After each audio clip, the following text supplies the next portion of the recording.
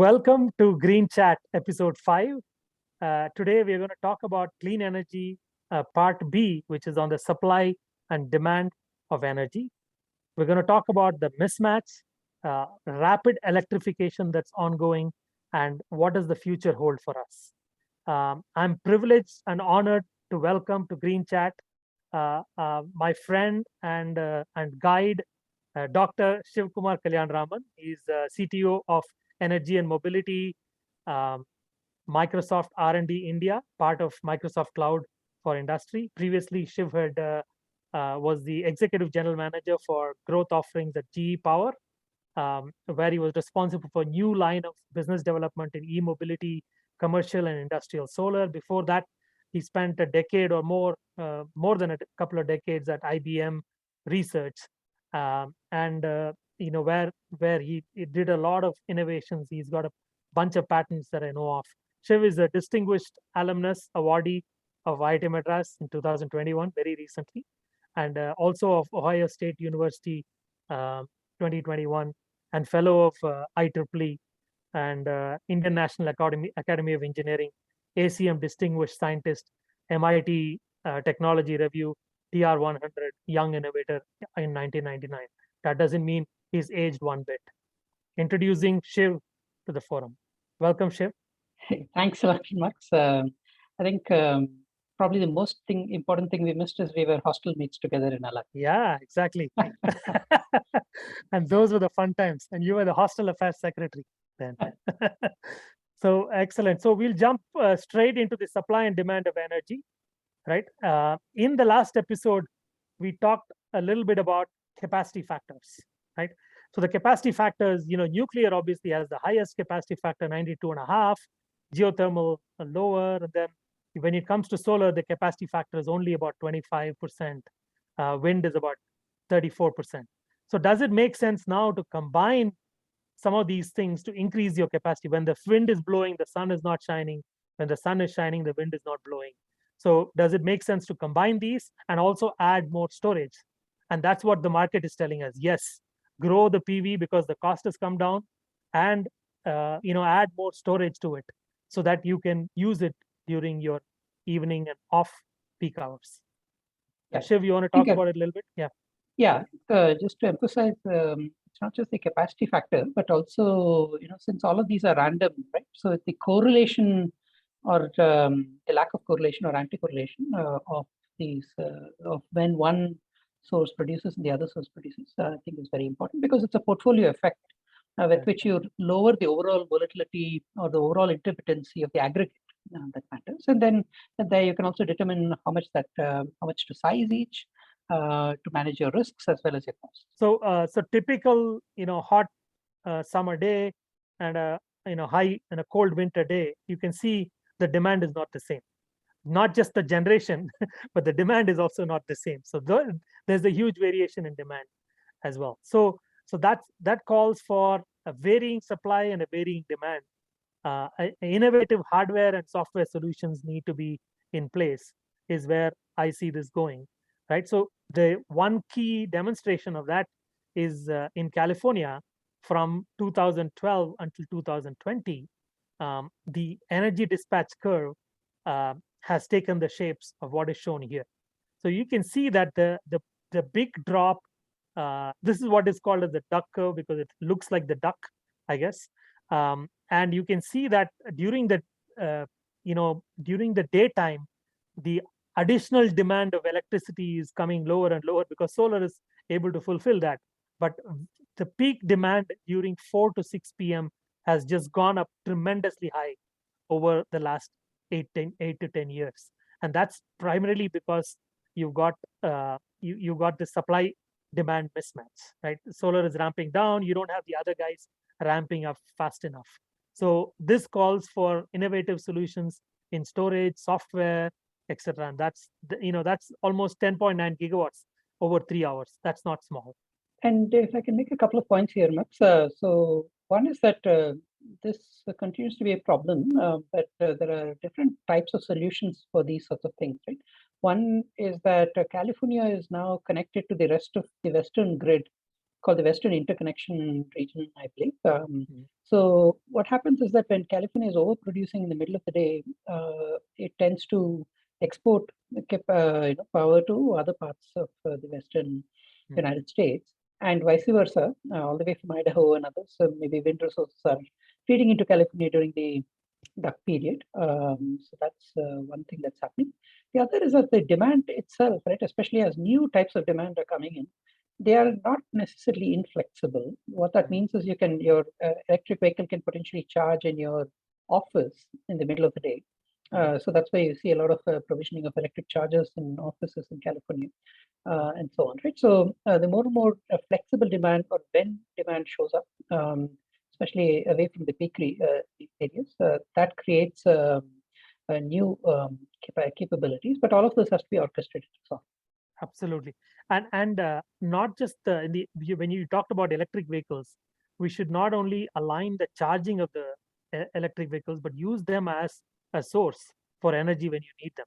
Like, for example, school buses, right? They start operating around 2:30. They're done by 4:30, and then they can start discharging back to the grid, which will offset some of these duck curves. Right. Correct. So So that's called there are a lot of vehicle counties that are looking at that in the US, New Jersey County, for example. Yeah. Yeah. So I think some standards and some technical areas have to be fleshed out, but that's called V2G, vehicle to grid. V1G is a buzzword where it is just that you can determine when you pull electricity from the grid and change the timing of your demand. This is sometimes called demand elasticity. A lot of buzzwords, Shiv. Yeah. So yeah, we're speaking about electric vehicles. Obviously, it's ramping up rapidly. It's part of the rapid electrification that's going on. You saw the new bill that just got passed in the Senate in the US. It's going to be signed by Biden very soon, and you can see that the electric vehicles are a big part of it. Grid infrastructure improvement is a big part of it. Solar and other renewables are a big part of it. So see, from an EV growth standpoint, right now the grid, is it able to handle that level of EV? What needs to be done to improve that kind of rapid electrification? I think the other thing to remember is one electric car, right, is about 50 kilowatt hours of battery or 75 kilowatt hours of battery. And even if you consider that 1 kilowatt hour can go about 4 or 5 miles, and if you look at an average commute in the US, about 30, 40, 50 miles, it means that you probably have to recharge about 10 kilowatt hours or so, right? And that 10 kilowatt hours is actually comparable to the load of a home in the US, right? So it's almost like an electric car has as much load as a single home. So it can double the amount of load. So especially you should be careful when you bring that load in, otherwise you'll have to double the overall infrastructure. So that the demand elasticity is what you're talking about, bringing it in and as another variable that you can control rather than be at the receiving end of it. It's an opportunity, like since your elastic demand is almost equal to the regular demand, you can use that to control or match. Makes sense. I think that calls for what we have been calling for a long time a smart grid. The name has remained the same, but the definition has changed over time, right? So you had the nuclear power plants, you had the thermal plants, you had the hydro, but then you've got all these intermittent sources now being added on, solar, wind, not just centralized, but on your rooftop as well, right? And that calls for a whole bunch of things: factories, cities, and buildings. You've got public facilities, electric vehicles, charging and discharging infrastructure, and smart homes that needs to evolve with time with proper control center, right? I'm not going to argue that it's going to be a one single control center. That control center architecture also has to be distributed, just like your energy sources are. Yeah, I think you hit a good point, Max. One is the more decentralized controls, and overall, from a central point of view, you have energy markets and other, dispatch centers and other things that finally balance the grid at a millisecond or a 15-minute interval time frames.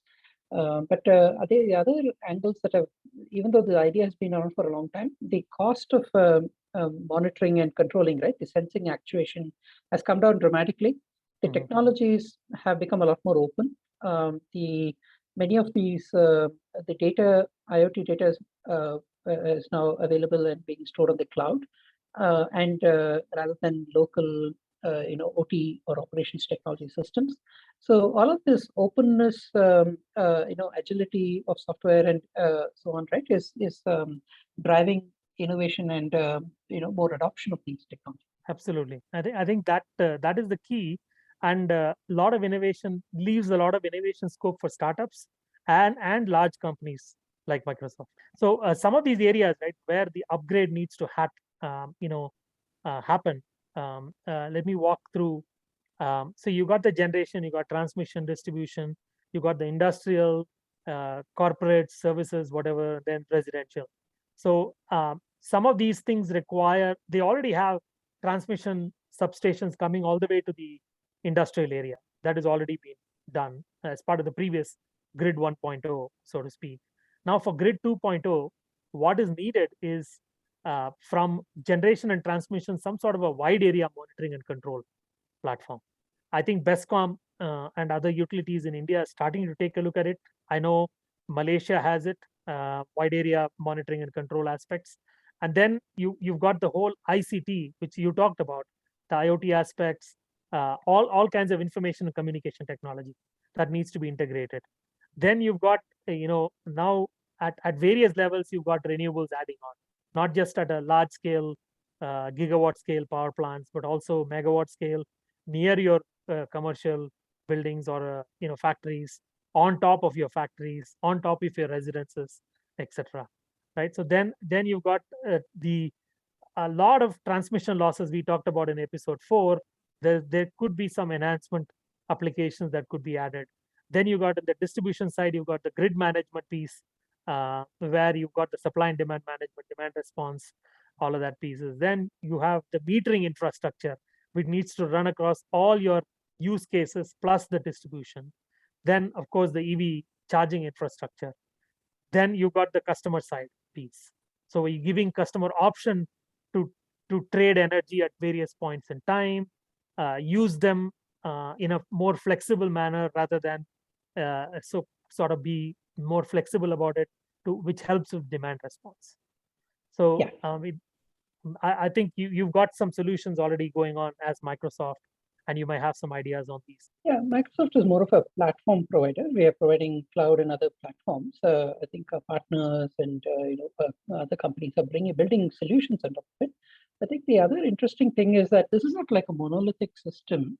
There is a core part of it you want to be highly reliable, and there might be control loops that are tightly controlled or a very high short time scale control, which has to be done very carefully, right? And then there can be looser coupling between more distributed controls or distributed management capabilities, because then what happens is that any mismatches that are residual from that is sorted out by the load dispatch centers and others who do the final balancing of the grid, right? So so one of the worries is that if you have random processes on the supply side as well as the demand side, how these aggregate is very important, because you can have bad randomness and good randomness. So if you have good randomness, they aggregate well, and then the residual randomness of the aggregate that you have to balance out is well behaved, right? A lot of large numbers and so on. But if you have bad randomness, such as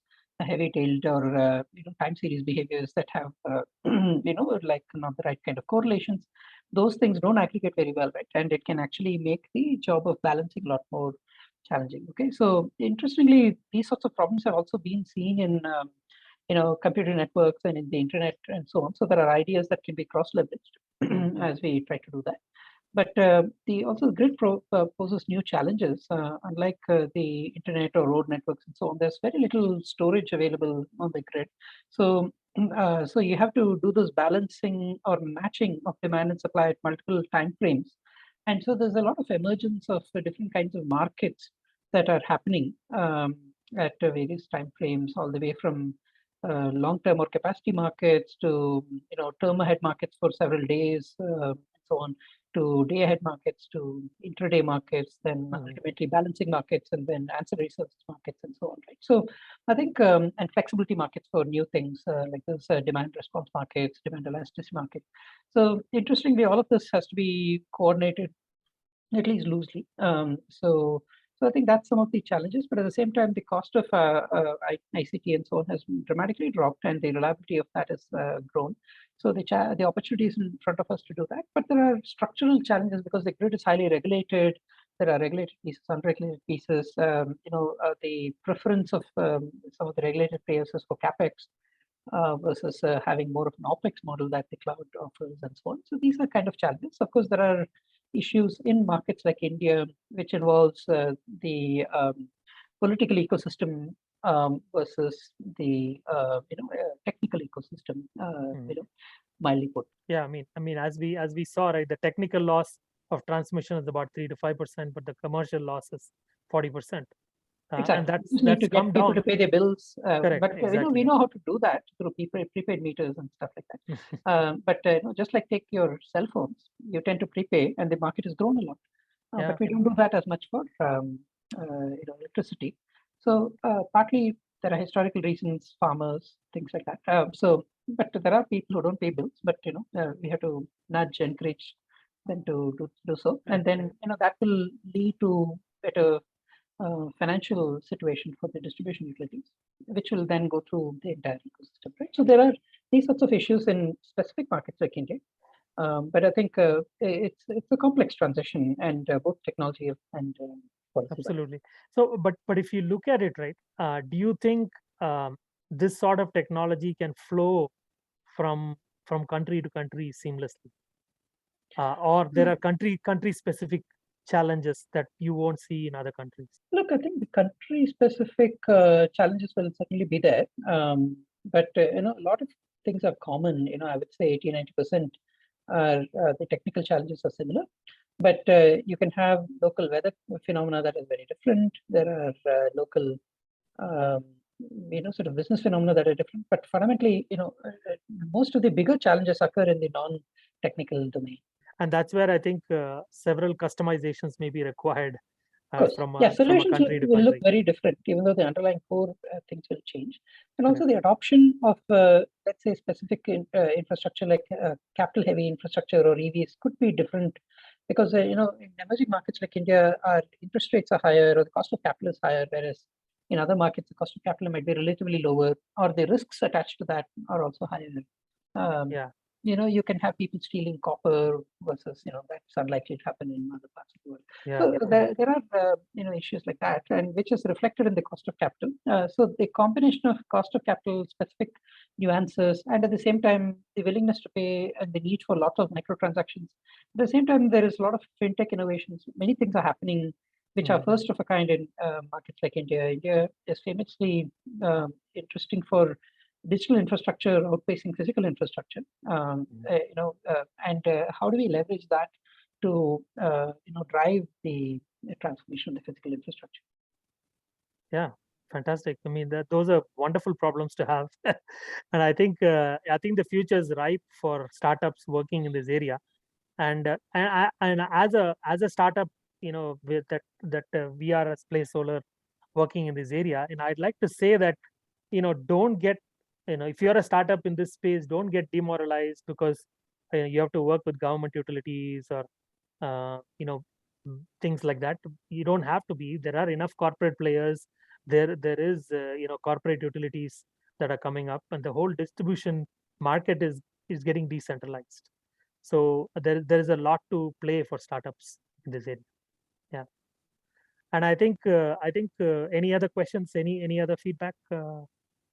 No, I think it was a fantastic discussion, and wish everyone the best. I think this area, I think is at the center of a lot of the responses to climate change, and I think India should be taking a leadership role in the space, because we have an important responsibility to avoid emissions going into the future. Because as our economy grows, we have a lot of future emissions. The faster we get to avoid emissions, the better the entire world is off. So I think the interesting question is, how do we do that? at the least possible cost and most social value that can be obtained. So that's the challenge for our times. Absolutely, absolutely. And India has already proven that in solar, right? It's got the lowest cost in the world, and it's not like we are good Jews at heart, so to speak. So we're already there. So it's just a question of carrying that philosophy through, but not compromising on the environment, right? And Absolutely. that's the way forward.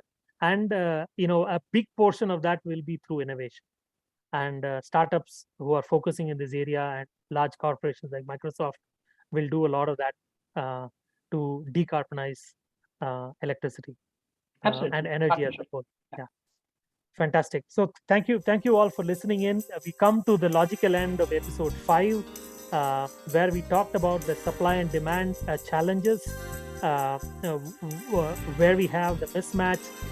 What are the solutions out there? How do we take this forward? And how does the new era of electricity and energy look like in the future? And it's looking bright. Thank you all for your time.